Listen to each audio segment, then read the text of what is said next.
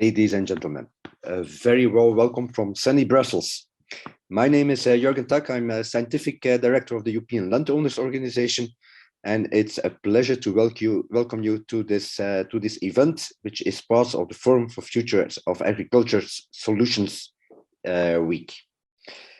I'm at present at the ELO headquarters, which is exactly on top of the metro station, where exactly 6 years ago, one of the two bombs in Brussels exploded. So it is a very special day, not only here in the environment, but I think with all what is happening everywhere in Europe. But today we will tackle what we hope to be a possible solution on the long term, and we are going to discuss the raising and animal welfare and ethics of the EU egg production. And specifically, we will discuss the example of ending the chick culling. And why are we discussing this? Because, well, the Farm to Fork strategy adopted by the European Commission on the 20th of May of 2020, that Farm to Fork strategy announced that the Commission will, by the end of 2023, revise the animal welfare legislation to align it with the latest scientific evidence. And one of the topics to be explored in this revision is a potential ban on the killing of day-old male chicks in egg production. It was July 2021 when the topic was raised at a meeting by the EU agricultural ministers. And I made the following note, which was a saying of Commissioner Kyriakides. And he said, "We also discussed the steps we are taking to end the killing of day-old male chicks. This is an issue of serious ethical concern for myself and for many European citizens. It reflects a paradox in our society, which, for the sake of competitiveness and efficiency, leads to the killing of 50% of the chicks hatched for the production of eggs. I'm encouraged that several member states have already decided to phase out the killing of day-old chicks."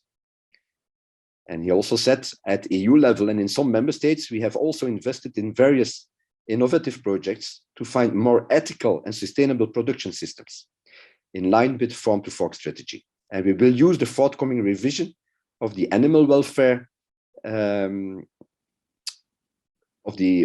animal welfare legislation to take a look into what we would consider as a very sensitive issue and to reach the best possible way forward. Now, just to give you an idea of what there is today, there are currently a number of alternatives used in the market. And the first one is a technique which is called Innovo sexing. And there the gender of the hatching egg is identified before the chick hatches. And that, day 9 or day 15 or 21, depending on the incubation days.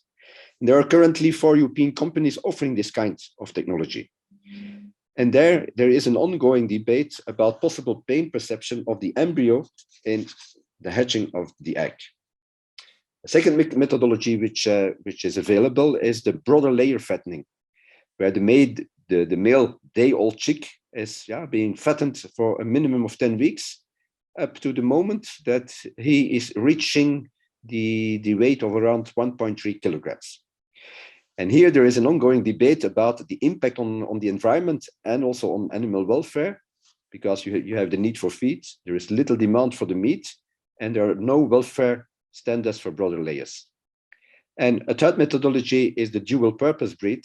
And here, let's say, companies are making use and farmers are making use of special older breeds where the females lay an acceptable amount of eggs and the broader layers produce an acceptable amount of meat. This is practiced in organic niche markets, for instance, in Germany. And there is an ongoing debate about the input yield ratio of this option. Now, at the member state level, Germany is currently regulating this practice. And furthermore, France and Italy have announced the implementation of national legislation.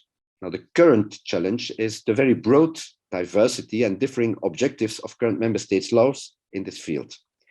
And in this context, our panel, and we have some very interesting guests with us, they will discuss whether an EU ban of chick culling is a feasible approach? And if yes, how could it look like? Now, you know that chickens among each other, they are talking. Our panel later on will talk to each other, but you too at home, you have the possibility to talk to us.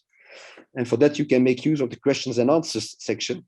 And there you can put in your questions. We will keep an eye on them. And as much as possible, we will integrate them in the debate we have after the introduction by our different experts. First expert is Carmen Ophoff. She's head of public affairs and business development and a member of the managing board of the Respect group. And she was born and raised on a laying hen farm in Germany, which just means that she's one of them. And in 2017, she gained a Master of Science in Agriculture and Food Economics at the University of Bonn. She worked at Rewe Group buying. Her last position was Senior Quality Manager in the Department of Innovation and Strategy in the agricultural sector. And she has been at Respect Group since the foundation in 2019. Her current position over there is Head of Public Affairs and Business Development, and she's also a member of the Managing Board. Carmen, the floor is yours. Thank you very much. So welcome, and thank you for your time today to speak about the problem of chick culling in Europe and in the EU. I am going to show you some small slides to explain to you what is chick culling, why is it a problem, and how can we solve this problem. So I hope you can see my screen now. Maybe just a short heads up about Respect. So Respect Group is a company that is offering the service of the Innovo sexing. Our shareholders are Hashtag and Rewe Group. And the two companies, Select and Respect, are divided in their purpose. So we have Select, which is the company developing technology for Innovo sexing, and Respect is the company offering this technology as a service. But let me start by explaining the problem we have. So why is there chick culling in the world generally? And that is because we reached a point in breeding where in poultry, especially in the chicken department, there are two different breeds used. So there is one breed, which is the broiler breed, and that is meant to be for meat production. So these animals can gain a high weight in a very short amount of time. And then we have the breed of laying hens, meaning that they are specialized in laying a high amount of eggs in a short time. But these breeds are then, from their body shape, very slim animals, so they don't gain a lot of weight because the energy of feed is being put in the production of eggs. And what is happening is that with the broiler genetics, you can use the female and male animals, but of course for laying hens, only the female ones have a purpose, which is laying eggs. And then therefore the male day-old chicks of these laying hen breeds, they are being culled at day one. And this is an amount of around 330 million day-old male chicks per year in the EU. Let me explain to you what we can do to solve this problem. As mentioned, there are different solutions. One of them is the Innovo sexing, meaning that with the Select technology we are working on day 9 of 21 incubation days of the hatching eggs.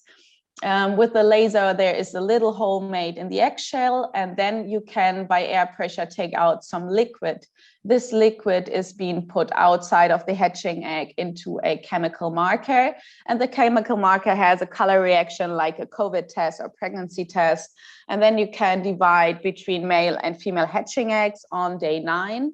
And then the male hatching eggs are directly being produced into animal feed, and the female hatching eggs are going back into the incubator, being incubated. And then on day 21, only female chicks hatch.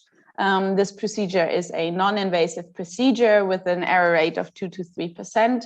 And we are constantly increasing our capacities, meaning that, for example, we are today working at the biggest laying hen hatchery in Europe, and can work on a daily basis here to truly have a solution against chick culling. How is this implemented in a supply chain? Maybe to give you an idea of how a supply chain in egg production works. So we are here in the very beginning of the production, meaning the gender identification or Innovo sexing is happening in a hatchery. And this hatchery is the only purpose from a hatchery is using hatching eggs and incubating them to produce laying hens. And in this hatchery, we have our technology. Then the hatchery only sells female chicks free of chick culling. These go into a rearing farm and being raised until they're around 17 weeks old. Then the laying hens go into a laying hen farm, and here the eggs are produced. These eggs are being sold normally to a packing center where they are being put in different packaging for the retailers. Then the packing center sells to retailers and therefore to consumers. And the quality B eggs are going to the industry to produce egg products. And we at Respect, we have also the service of a supply chain control. So we can offer that the heart-shaped label of free of chick culling is being put on a packaging, and therefore we can guarantee the consumer transparency and 100% free of chick culling in their product.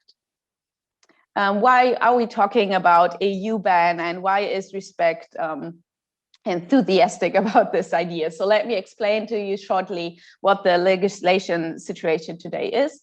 So in Germany, we have a law that forbids chick culling since the 1st of January this year, meaning every hatchery in Germany is no longer allowed or is forbidden to cull chicks.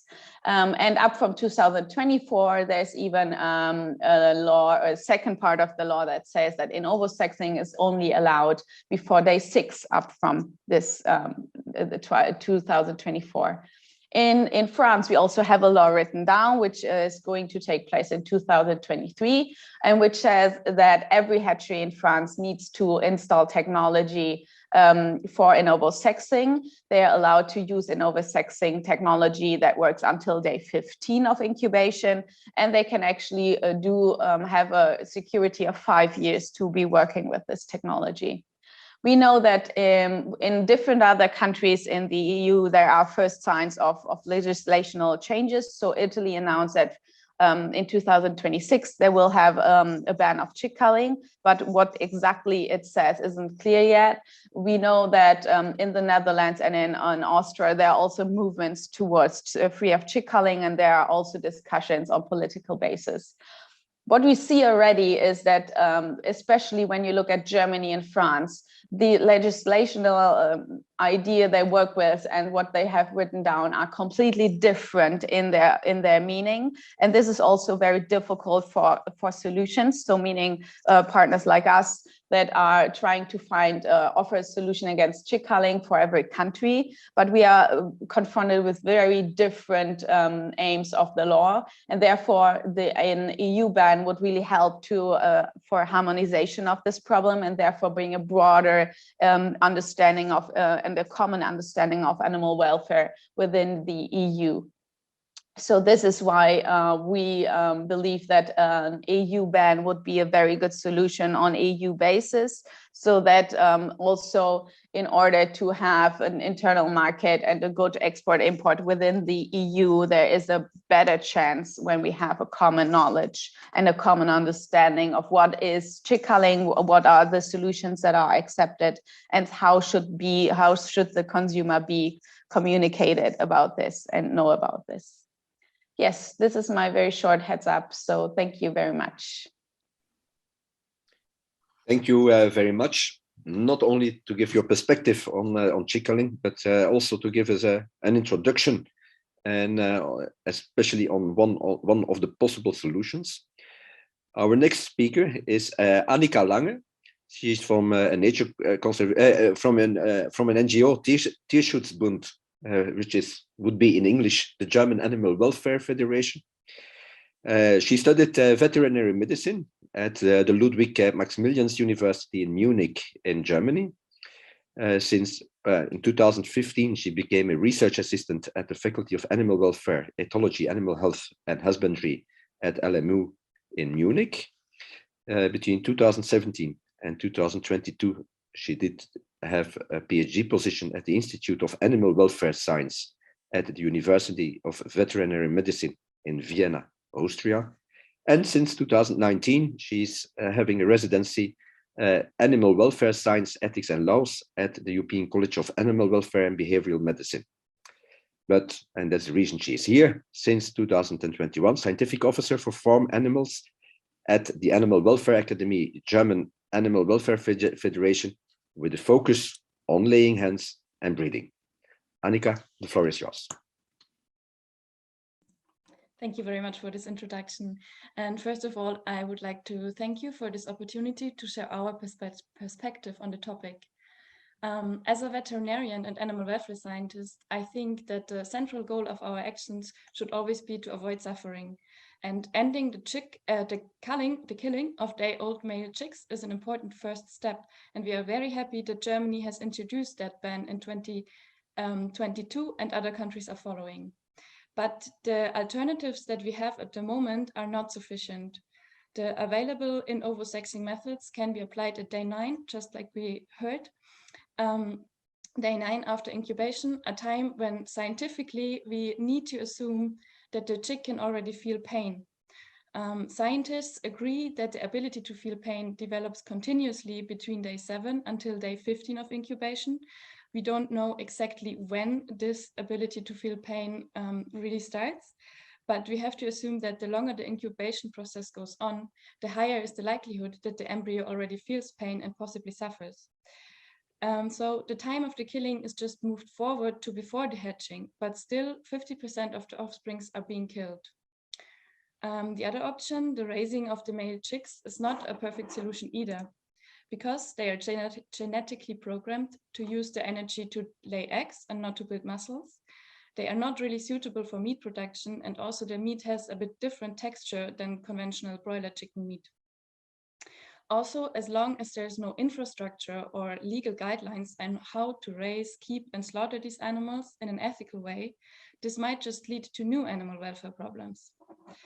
I think that in the long run, we need a different strategy, a strategy that addresses the problem at the roots. We need to rethink if we really want to use such highly specialized breeds, if that means that we then need to dispose of 50% of the offspring because they are deemed not economically viable, while the remaining 50%, the conventional laying hens that are used now, suffer from broken bones and inflammations of their reproductive system due to their extreme egg production. In the chicken meat sector, the situation is not really better, with broilers that are growing so fast that they become too heavy for their own legs, leading to deformed joints, problems walking, and even immobility. Dual-purpose breeds, they may produce less eggs and meat than those specialized breeds can do, but they also suffer less from these problems and diseases that are associated with the high production breeds. The male chickens of dual-purpose breeds have similar meat texture to conventional broilers, and they are more suited for meat production than the male layer chicks, while the hens of the dual-purpose breeds can be used for laying eggs, even if they lay fewer eggs than conventional hens do. I think that we need to use this chance to rethink the whole system and establish breeds that are more robust and healthier to alleviate the suffering in the whole system of the poultry industry. That was my very short summary. And with that, I would like to hand over to my colleague. Okay, thank you very much, Anika, for your introduction. Our next speaker is Frank Meiser. He's also from the NGO Tierschutzbund, so the German Animal Welfare Federation, but he has quite another kind of CV as the former speaker.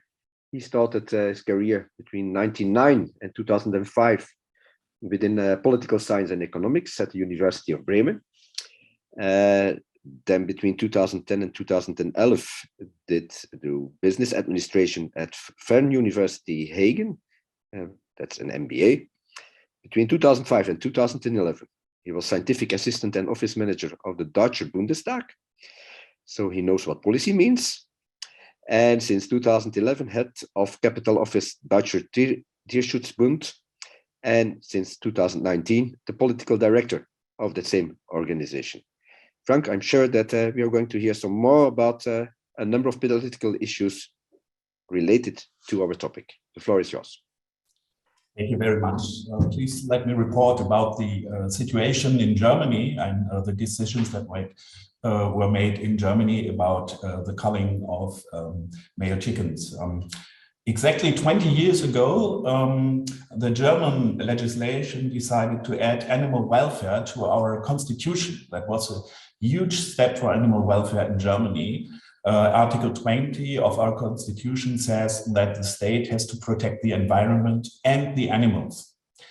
Unfortunately, it took 20 more years until the culling of male chicks was banned in Germany. It was due to a decision of our highest federal court for administration. And the court decision said that it is unethical to kill male chickens due to economical reasons. And not economical reasons for the court's decision is not a reasonable cause to make animals suffer. And we at Deutscher Tierschutzbund, we think that this ethical question is also crucial for the EU legislation.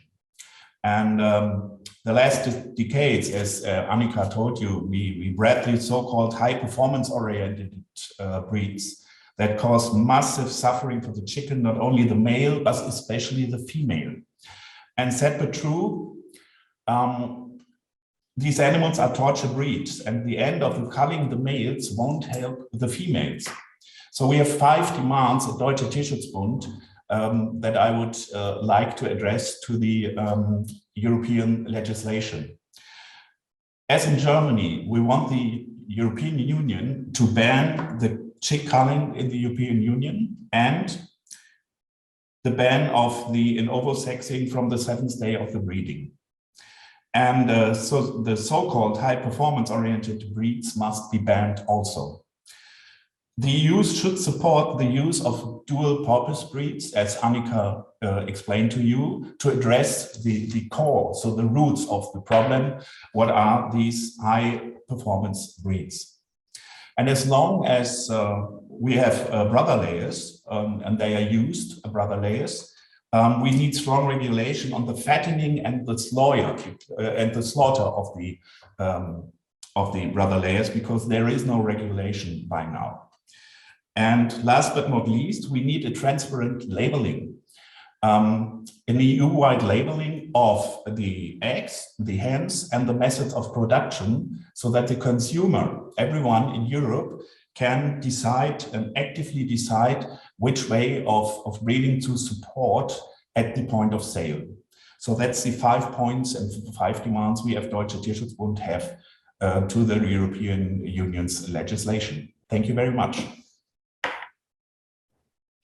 Thank you very much, Frank.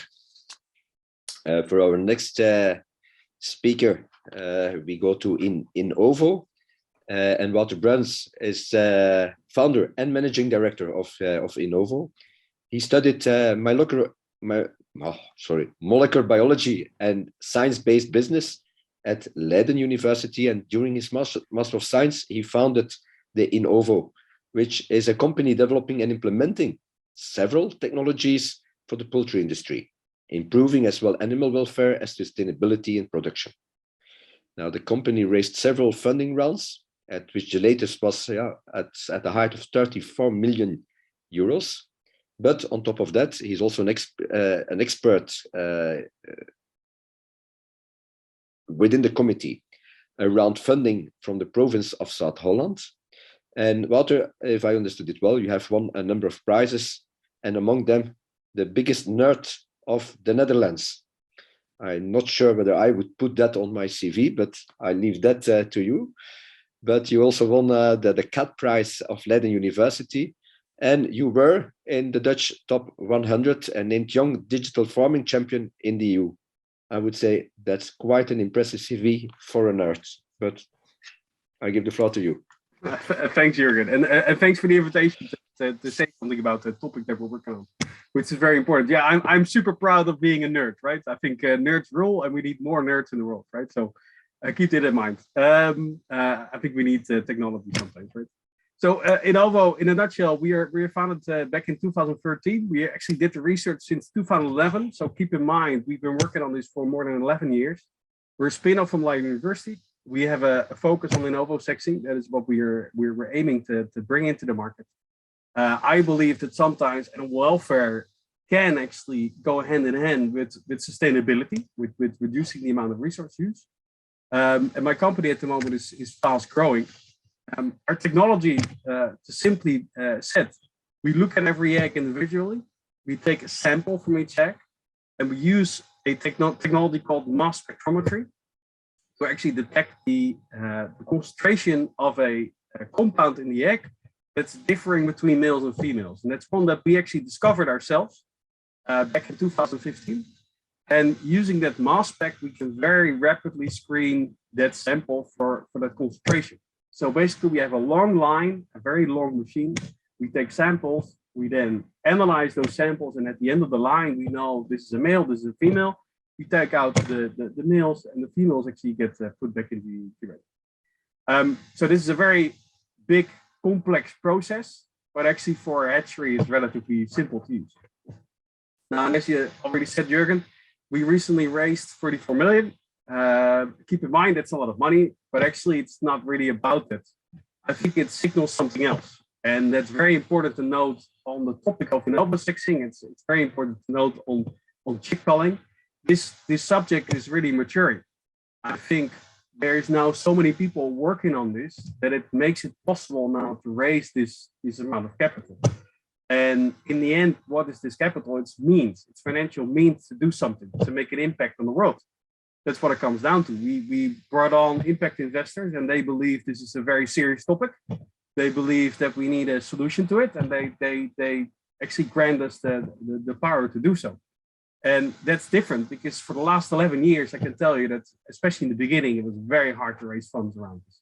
So we're quite proud, and I sincerely hope that all the other players will have equal amounts of resources, because it will only make things better. And I was asked about this ban, right? So how do I feel about this ban? Well, to be honest, I think for me, there's 3 points that are super important in solving these issues, right? And keep in mind that with my company, I feel I need to develop a technology, and I need to put it out in the field, and I need to make sure that there's an alternative from a technical point of view. But I also feel the responsibility towards the industry that they can actually apply this, because only having a technology is not enough. It needs to be applied. It needs to be put out in the market. It needs to be used. It needs to make impact. And the only way this will happen, in my thinking, is if the producers actually earn money with it. It's a very cold-hearted thing to say, but in the end, that is super important. So this cannot be something that they need to subsidize or whatever in the long run. It doesn't work. They need to be able to use it, and they need to be able to earn money with it. I think there needs to be some sort of consumer acceptance for the solution. Now, don't get me wrong, there will always be people that don't agree on what we do, but I think there needs to be at some point consensus with a large group of people that, yes, this is the way to go. And I fully understand, Carmen, this needs to be clear at some point, because we cannot deal with fluctuations, with big fluctuations on this. We cannot deal with that in terms of investing and going for it. It doesn't work. It kills basically all the possibilities. And I think there needs to be time and resources committed to switching the operations. This is a huge undertaking, right? We are talking about billions of chicks being killed every year.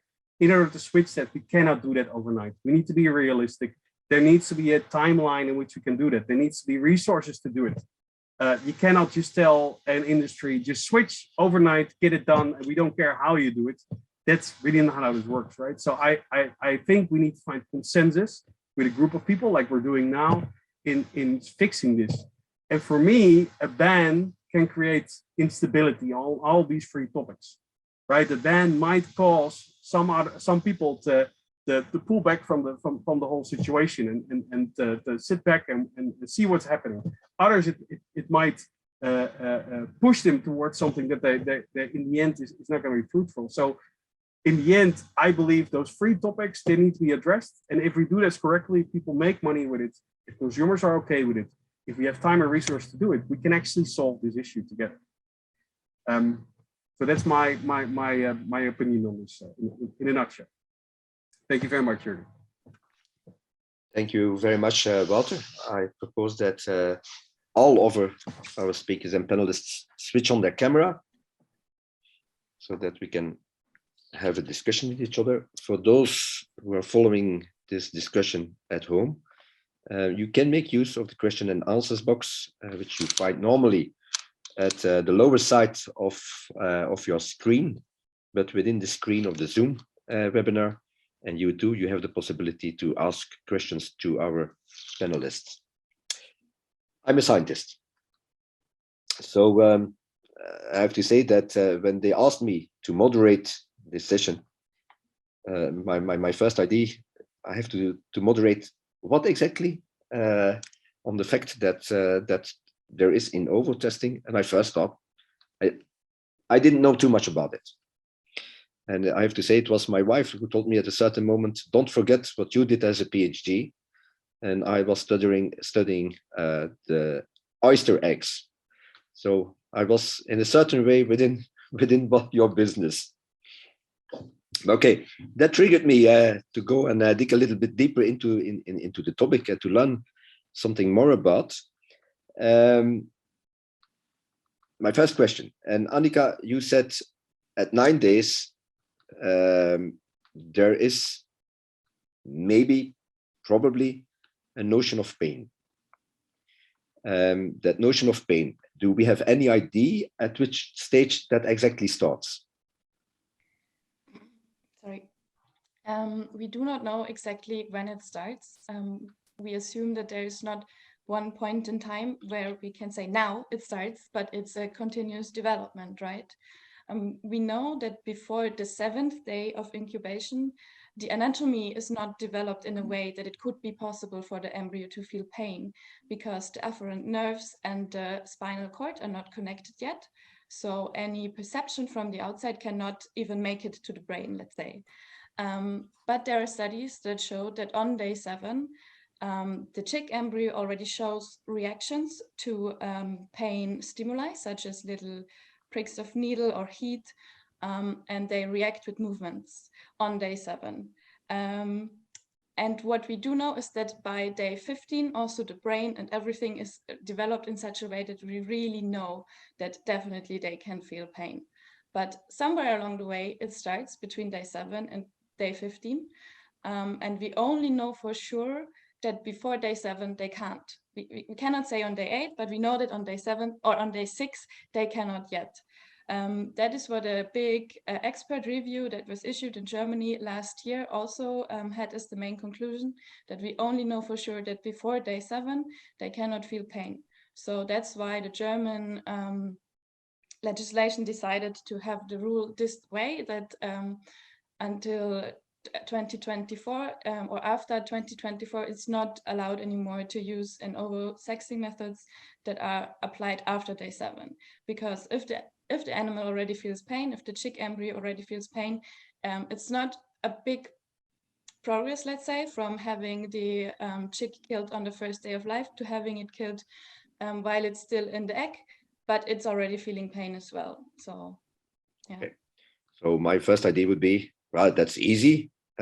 We make sure that we have a method where we can check the gender before day 7, and that problem is solved. If that would, of course, have been so easy, then there would be more than 4 companies on the market. So I will ask Carmen and Walter to react on that and try to explain me a little bit why it is that difficult. You are now working at, Carmen, you told me you're working at day 9. Why is it that difficult to bring it to an earlier stage?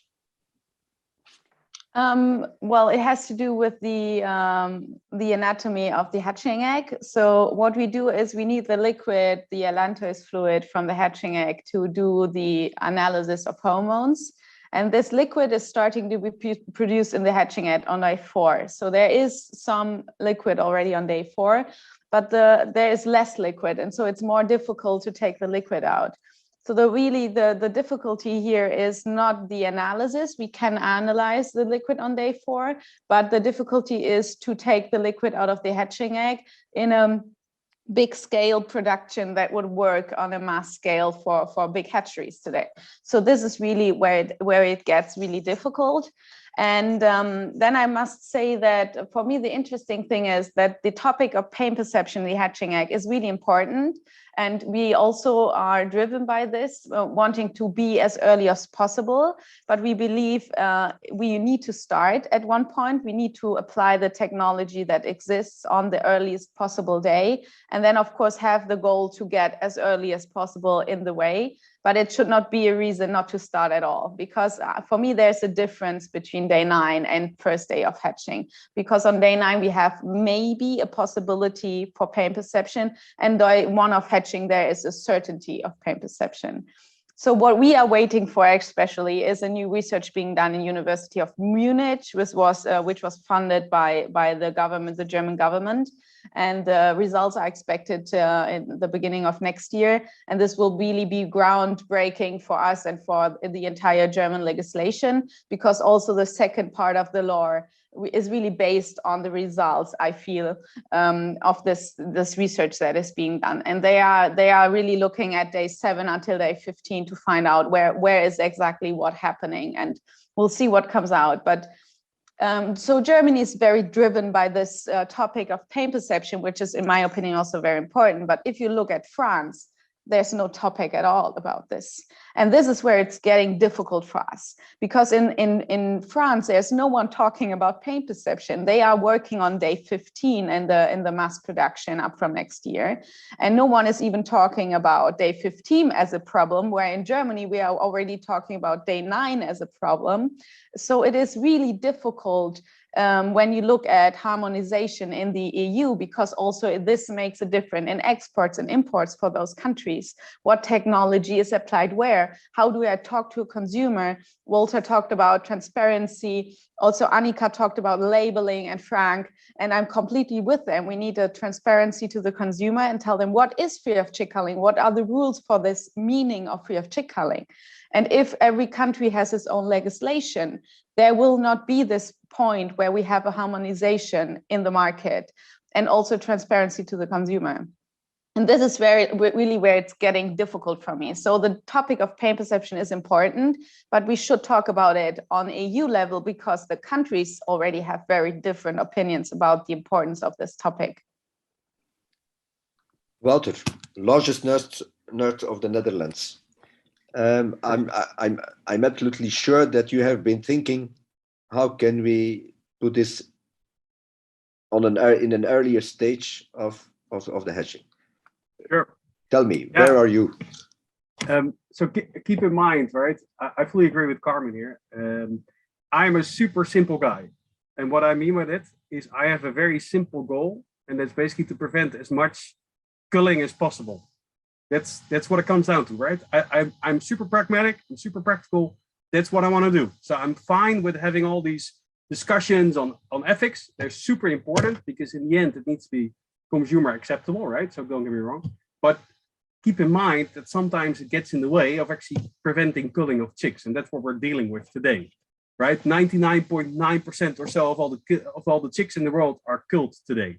That is the current topic. So before you start sharpening the technology, and before you start improving the technology, you better work on those numbers, right? That's what we're doing. So keep in mind, from a technical point of view, we have competition. 5 years ago, there were around 30 companies that said they could do this, right? Today, there's a handful. That's how difficult this is. Of course, we're pushing to go earlier, because the earlier, the better. But in order to do so, you have to start somewhere. So I fully agree with Carmen here. You need to create a platform from which you start looking beyond, from which you start developing further. Because in the beginning, you will have technical challenges that seem huge, and you need to tackle them, but they're only the basis. And we've now done that, right? So we've tackled a lot of the basics. Now we're improving that. So of course, we have a program on that. Of course, we're trying to push it to go earlier. But keep in mind that the moment that we claim we can do it earlier, for me, is also the moment that people will say, oh, great, but now you need to be even earlier, because we believe there might be a situation in which that needs to be the plan. That's not a basis for solving this, right? Let's work on the 99.9, let's bring it back to 70 or 60 or whatever. And in the meanwhile, also make sure that we have enough resources to work on something better. That's my thinking. But again, I'm a fairly simple guy, right? Just let's reduce the amount of culling. Frank, you were not only asking the floor, I'm also giving you the floor, because I think from a policy perspective, I think the question which is raised is quite important. We are not ready from one day to the other to find a technical solution, but I suppose that we are not able from one day to the other to come to a dual breeding variety. How do you see that?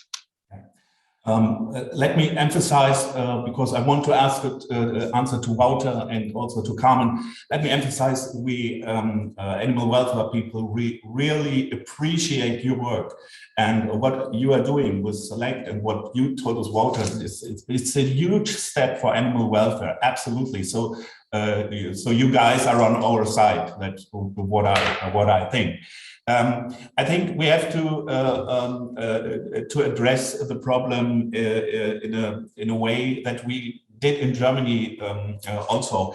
So instead of regulating right now from one day to the other, we have to look at the market. That's no question. And it's not helpful if we push all the producers out of Europe, and we also don't want that.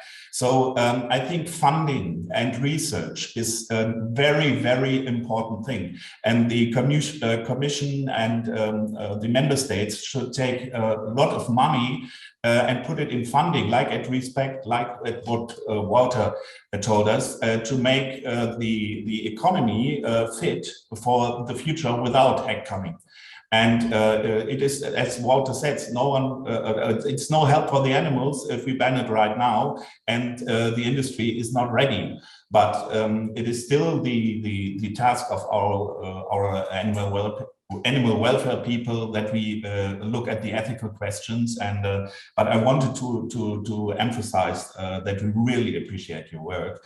And I have Anika knows the numbers better than me. She's much smarter than me. But I think it was 1.5 million euros were invested in the research of a dual purpose breeding, and 6.5 for Innovo.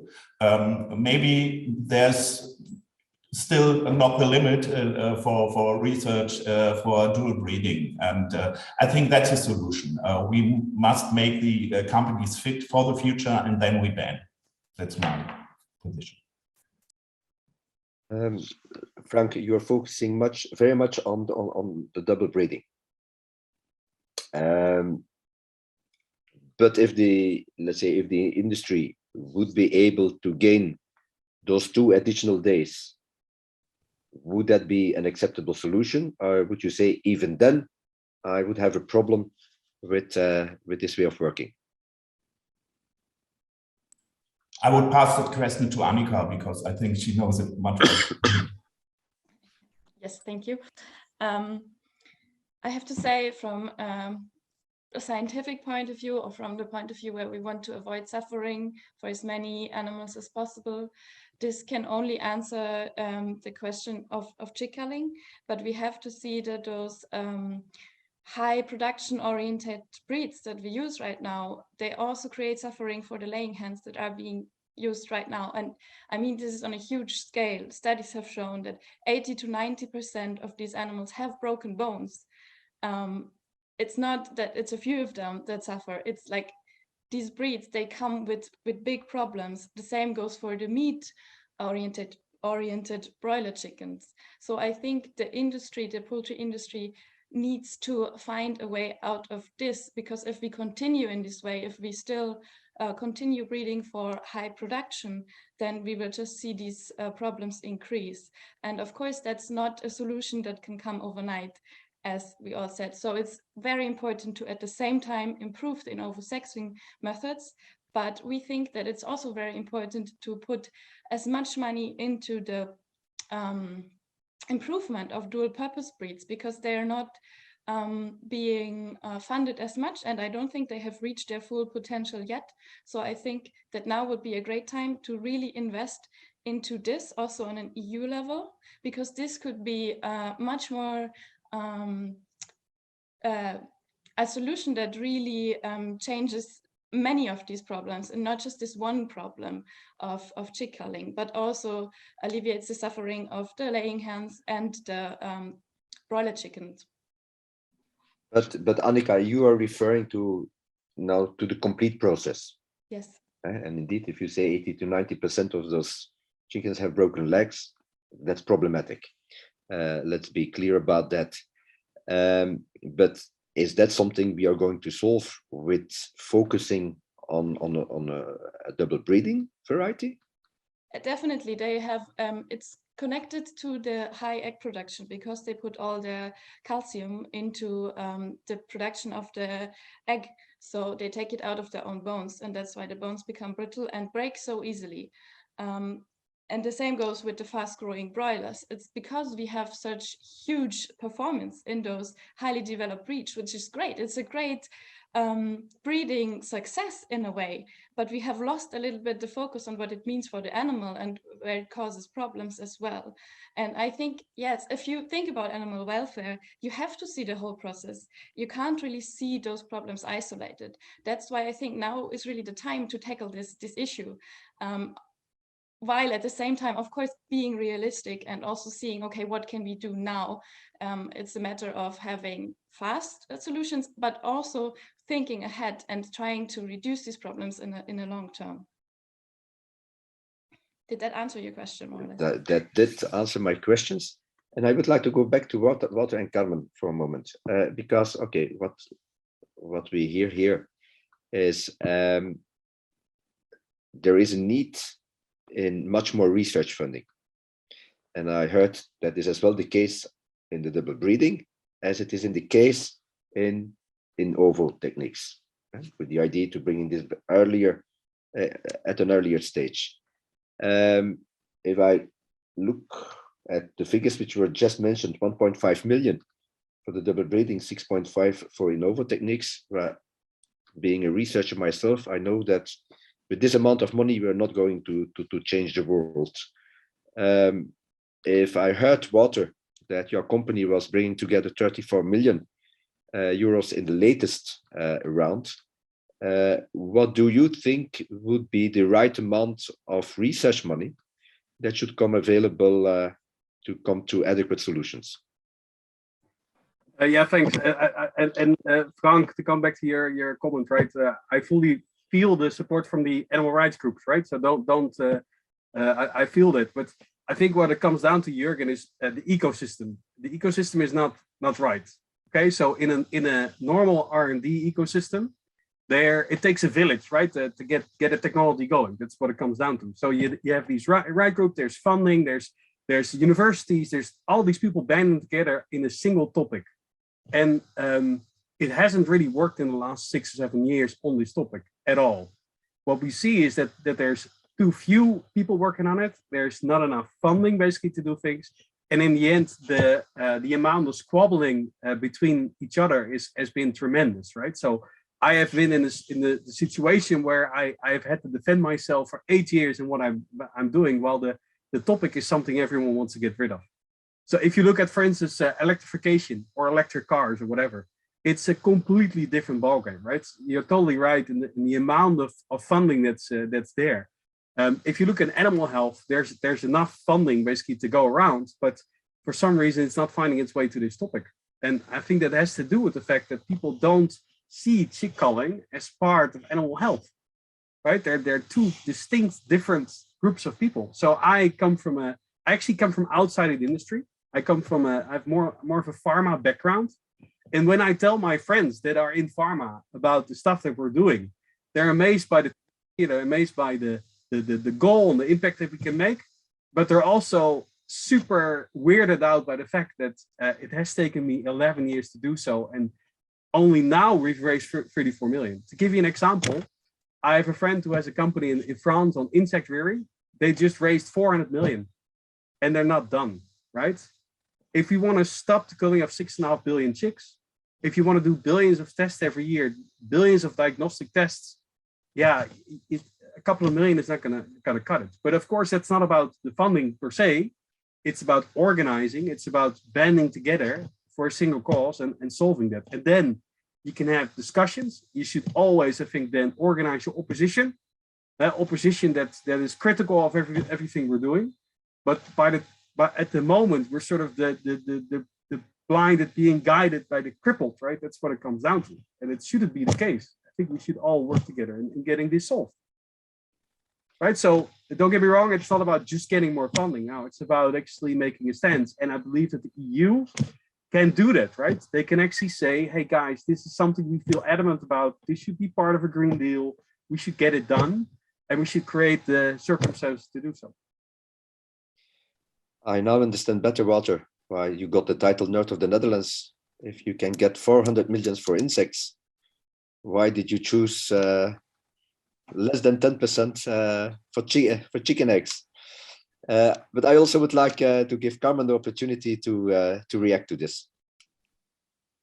Yes, I can also only agree to what has been said till now, and I think when it comes to dual purpose breeds, which is a wonderful idea, I really like it and support it, is that it is of course attacking or wanting to change the entire system, how the industry works today. And this is of course in the first meaning, it's unattractive for the industry, because the industry of course is very interested in working the way they did and do, and be very efficient. And I think today it also comes down to protein. And when you look at feeding prices and so on, this is really a huge topic. And therefore when you tackle dual purpose breeds, you need to look at the entire supply chain. You look at how is the laying hen being fed? Why can't we feed them, for example, some leftovers from supermarkets and so on? So you need to rethink the way these animals are being housed and these animals are being fed, and then it can be really efficient, and it can maybe even be more efficient than the hybrid laying hens we have today. But you need to change a lot, and this is where it's getting difficult. And this is where funding is also needed, because then you need to rethink how is fat being being brought into the housing of the laying hens. Why can't they have other feed products, and how can we really bring it like mechanically into a housing? And then it's getting really complicated. And I'm a big fan of the idea of investing more and having more research done in dual purpose breeds. But I think the reason why the share of funding is so different is really that when you look at Innovo sexing, it is much more simple in its solution. And dual purpose breeds are much more broad, and there it's getting difficult. But I think it is still a really good way to work, and we should have all the solutions. That is what I'm claiming for, because every market is different. Every market has different needs, and therefore we can only solve chick culling by having a variety of solutions and a variety of companies that offer this solution. In order also to have a good competition and to work together in other departments. So I think right now we are in a moment where we can really have a change in the EU, and we all need to work together. And that is why we're here, because we have the same purpose. And until now, it's not really a matter of shares in the market, because there's still, like Walter said, there are so many chicks being culled that we are not even one of us is able to handle this number. So we really need to have a variety of solutions. And that is why I'm claiming we need to have an EU ban. So we have a common understanding, and then we can use all the solutions there are for the same purpose and the same solution. Okay, thank you, Carmen. I think it was Frank who mentioned the need for transparent labeling. I have to say, sometimes I buy my eggs at a local farm close to my place. I have to admit that in most of the cases, I buy my eggs in a supermarket on Saturday morning when I go shopping with my wife. And let's say I'm already at a level that I take a look at how are those chickens raised. Are they free running? Are they running around? Are they coming from, big chick batteries? And I make that difference. I have to admit that most of the time, other people taking eggs, I don't see them taking a look at the description on how that egg came in that box.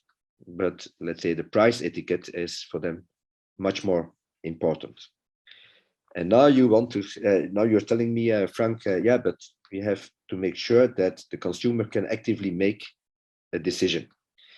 And while I agree with you, my question is, how can you tackle that people go and have a look further than just the price of the product? Yeah, we have the problem with the so-called consumer citizen gap. I know that. We have an own animal welfare label as Deutscher Tierschutzbund that's called Für mehr Tierschutz. And when we get to polls and ask consumers how much do you spend more or will you spend more for more animal welfare, then about 70–80% of the people say, yes, we will pay more. But when you go and look at the point of sale, they sometimes don't. But we have a poll from the German Association of Consumers, the VZBV, who say that 85% of the German people are against chick culling. And if it's such a high number, I see the chance that when you make it more transparent to the people, as what Wouter says, some people don't even know what is going on there, that if the government, if the retailers, if they all label it and make it transparent, we could move the customers to decide for eggs that are not with male chick culling.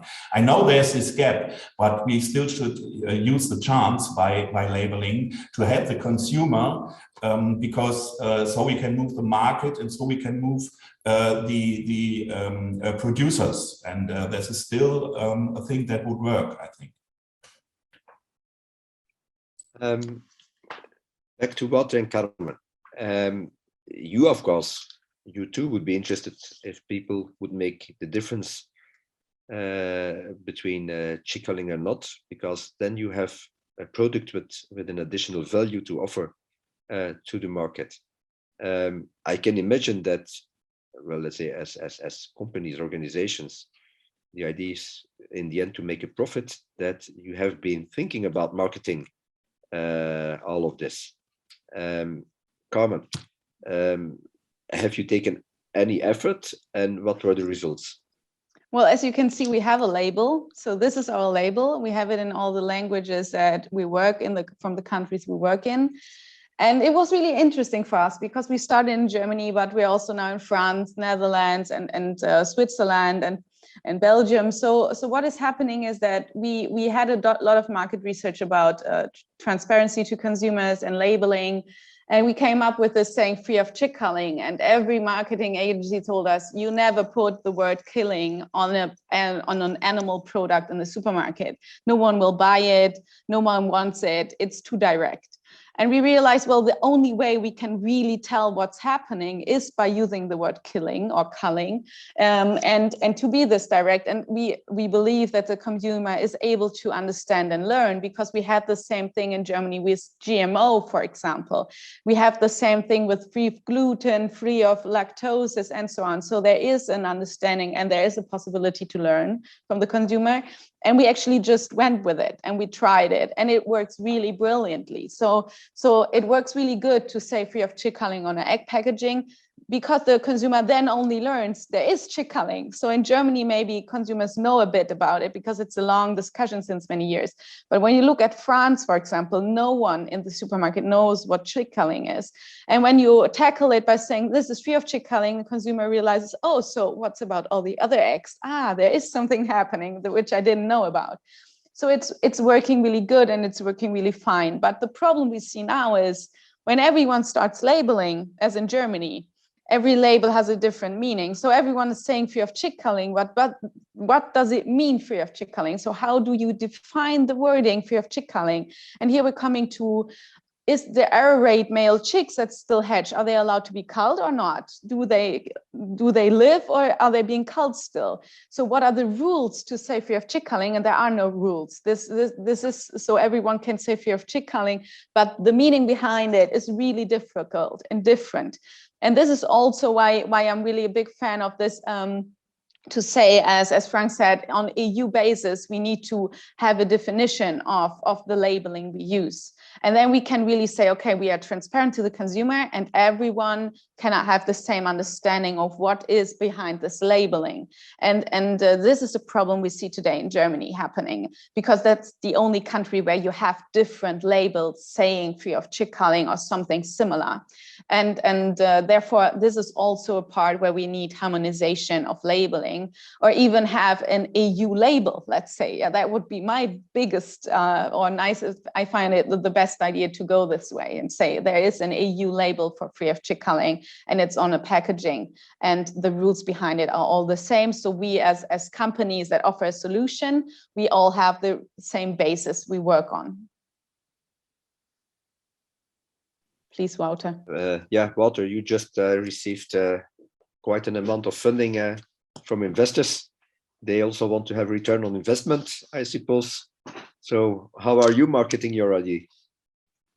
Yeah, so I agree with Carmen here, right? So keep in mind, it's a bit boring, but in the end, this is a whole game of risks, right? And who takes what risk and is willing to invest in this? And I think it's about sharing the load. So that's why, if you look at, for instance, this at this topic, I think retailers, for instance, have to take risk here as well. They need to implement this, and the timelines in implementing something like this are actually very long, right? So it's much longer than corn or whatever kind of produce, because these chickens, they live for a very long time. It will take you up to 3 years from the point of breeding until you've laid the last egg, essentially, until you've solved all of this. So the timelines are very long. There's lots of capital involved, and we need to share the load. So the production channel has to organize this, but the retailers also need to take this up. But you were talking about the eggs that you buy, and I recommend you to look at the price difference between the lowest and the highest eggs in the supermarket, because the egg shelf is a super weird shelf in the supermarket. It's making a lot of money for retailers. It's one of the winners in the market, the winners in retail, that's making other food so cheap. And keep in mind, I'm from the Netherlands, right? The Netherlands has the cheapest retailers in the world. We're dirt cheap, right? So consumers in the Netherlands don't seem to care about anything about their price. But even in the Netherlands, the price difference between the cheapest egg being 16 euro cents at the moment and the most expensive one being 52 cents, there's an emotion going on. I'll explain to that. That's for me the most important bottom line.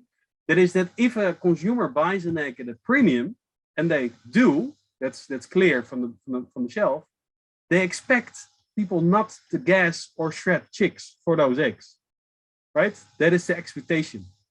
And we're not meeting that expectation at the moment. So I think retailers should commit to this and actually switch their whole shelf. And that's also what we've been seeing, right? So keep in mind, Carmen has been very, how do you say that? She hasn't explained that, but keep in mind that Rede was a pioneer in this. Rede actually invested in technology to get this done. They said, okay, let's switch our whole shelf. That is super special. And keep in mind, it doesn't happen with much other shelves, right? There is room to make this happen. It's not like the old saying of people saying, oh, there's no, we cannot charge more or whatever. That's just not true. You can charge a little bit over in order to get this done. And actually, in my thinking, if you charge someone 30, 40, 50 cents an egg, yeah, you should be doing this anyway, right? So retailers should be kept to doing it.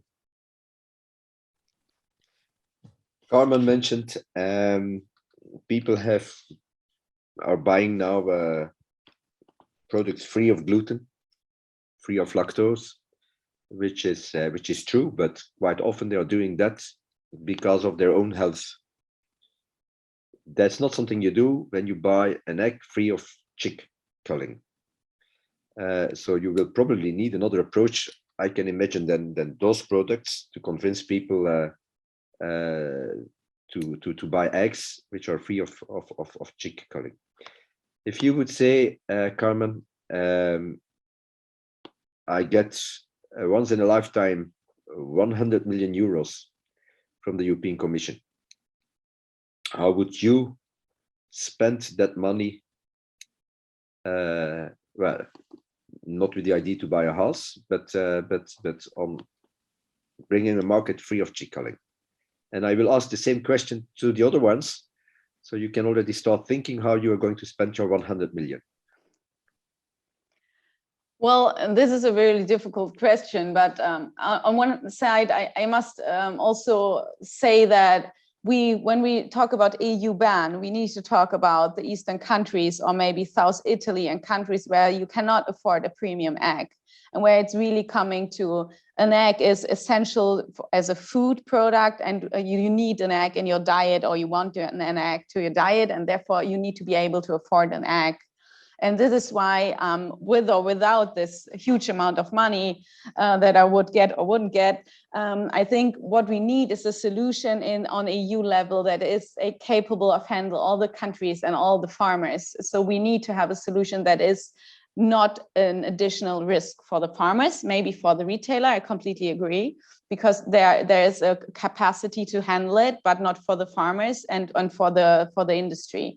And I think we're really at that point. We are at that point where we can offer a solution that is really able for everyone to work with and also economically work with. So when we talk about countries like Romania and so on, and they get now the ban of chick culling until a certain period of time, there needs to be a way to handle it financially. And I think we can offer this solution, and that this is something where I feel like it's always good to have consumer transparency. But when you look at the German example, we had a legislation, and the consumer now in the supermarket, he doesn't have a choice in between free of chick culling or with chick culling. There is only free of chick culling. There are different varieties of free of chick culling, but maybe there's a point where the consumer shouldn't choose. But we decide for animal welfare on a level that is EU, and then no one in EU is culling chicks anymore. And this is actually the way I would like this to work. And therefore, if I would get that amount of money, I would also, of course, find a way to distribute technology and have more research being done, so we really can put it in all the countries that exist there and have still an egg price level where you really can offer eggs on the same amount as today, and everyone is able to pay for their eggs on a good level. Anika, how would you spend the 100 million euros? Yes, an excellent question. Call me naive or an optimist, but I do believe that the more consumer knows, the easier it is for them to make better decisions. So in my perfect world, that would go into a huge education system where people learn what it really looks like, how the reality of the animals is on the farms and in the industry, and they can make educated choices themselves. And that also includes, of course, that we have transparent labeling. The study that Frank mentioned also shows that in Germany, now that the consumers already know about this topic and know more, they are even interested, they demand labels where they can see which method of Innovo sexing was being used, or if dual purpose breeds are being used, or if the broiler layers are being raised. They really want to know that. So I do believe that humans will make better choices the more they know. And of course, it should also be realistic that we find to narrow this gap that Wouter mentioned, that the cheapest egg is 16 cents and the most expensive egg is 50 cents. I mean, that's really a big span. And I think the only way to address this is to have a ban, actually, because it has to be, we have to see that this option of producing this super cheap eggs is no longer a viable option. It's no longer what society wants. And I think we should address this in the EU with a common law that bans these super cheap options, let's say, to say it simple. Okay, thank you very much. Frank, your turn to spend 100 million. millions. So I'm a lobbyist. I would put it in a suitcase and go over to the politicians and hand it over. No, of course not. Now it's like Carmen and Anika said. I think we must empower the people by transparency, and we have to empower the industry, so the producers and the retailers, to make that change to end the culling in Europe. And that is like investing in maybe the methods that Wouter and Carmen reported, and it's in labeling. So we need a mixture of instruments to end this culling situation in Europe as fast as possible. I'm not a scientist, so I don't know how we should do that, but we should empower the people who know the solutions. Okay, thank you. And Walter, your turn to spend 100 million euros. And now I need to say something new, right? No, it's I think I would look at how people have been solving the corona crisis with vaccines. I think it's in making sure that you acknowledge with a group of people that there's a massive pressing issue. It's happening every day. It's billions. It's a massive issue. That's what it comes down to. I would create a task force that nurtures the stuff that we already have and tries to push that forward as fast as possible. I would also look at short term, medium term, long term, try to get your act together and try to figure out what could be possible and what do you aim for, what do you push for. And then on the long term, try to make sure you get fundamental scientists involved, you get a real research and R&D program going. But on the short term, I would push for putting machines everywhere as fast as possible and making sure, again, that producers actually make more money doing this. Because for me, that is sort of the main message here, is this will be solved if people don't see it as a threat, but as an opportunity. That will change things for the fastest. And of course, I would campaign, but not campaign in a very negative way or discussion or whatever. No, but just like with the vaccines, basically saying, okay, we have these tools, we go and run with it. Please use it. And on the long term, we're gonna change things. We're gonna make it better. We have that obligation. But on the short term, let's get it done. Right? That's what I would do with 100 million. Okay, now that the money is spent, you're almost to the end, coming to the end of this webinar. So I will try to give a small summary of what I have heard. And I have to say, the first thing I have learned, not only today, but since I accepted to be moderator of this session, is it's to say with an egg word, it's a complex problem. Let's say initially I thought, okay, this is going to be an easy topic to talk about, but there are quite a number of angles coming in, and it's clearly much more problem than just the title of this webinar gave the IT to. At the same time, I have seen that while we are trying to bring people together in our webinars with different opinions, that while okay, you have different opinions on a number of issues, but okay, all of you are against culling, and I would say you are more or less at a 2-day difference from each other. But what you certainly did agree on is that there is an absolute need to get more funding for research, and I understood that it would be good that we spend that on the different solutions to see what the best could be. And okay, I see that from one to the other partner there will be a certain preference to steer that in a certain direction, but at the same time I've heard from everybody that okay, in the end we will have to go for a variety of solutions. So I think that could probably be the message to the policymakers, is that okay, if you take action, take into account that we will need a variety of solutions when we want to tackle this problem in all of its complexity. I would like to thank my panelists, Frank, Anika, Carmen, Wouter. A very big thank you for being here, for discussing this very intriguing problem with us. And for those at home, I have to say thank you for being here to listen to us. And don't forget, this is not the last webinar of the Forum for the Future of Agriculture, Forum for Ag. If you're interested to participate in what I would call the last webinars, because next week on the 29th, we have our final webinar and our closing ceremony But if you're interested, go to the website of the Forum for Rec, have a look, subscribe to those webinars you're still interested in. We still have the space available. Thank you very much from a sunny Brussels. Panelists, thank you very much. At home, thank you very much. We had a great discussion. It's going to be a great day. Okay, thank you. Bye. Thank you very much. Bye.